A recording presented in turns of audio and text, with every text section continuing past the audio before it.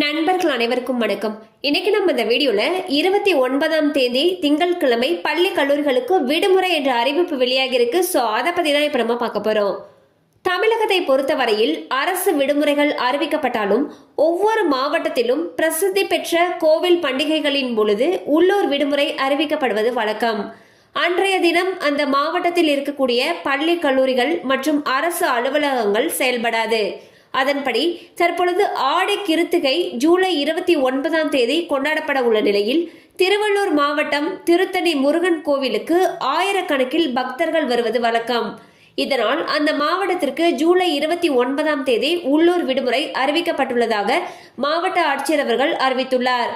பள்ளி கல்லூரிகளுக்கு ஜூலை 29ஆம் தேதி விடுமுறை எனவும் இதனை ஈடு செய்யும் விதமாக ஆகஸ்ட் 10ஆம் தேதி வேலை நாளாக இருக்கும் எனவும் அறிவிக்கப்பட்டுள்ளது.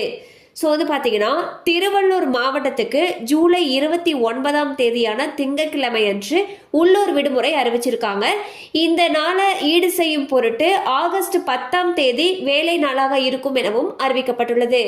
கண்டிப்பா அந்த அப்டேட் உங்களுக்கு பயனுள்ளதா இருந்திருக்கும் நம்புறோம். மேலும் இது போல அப்டேட்ஸ் உங்களை உடனே ரீச் ஆகணும்னு நினைச்சீங்கன்னா நம்ம சேனலோட தொடர்ந்து இணைந்திருங்கள். தேங்க்யூ ஃபார் வாட்சிங்.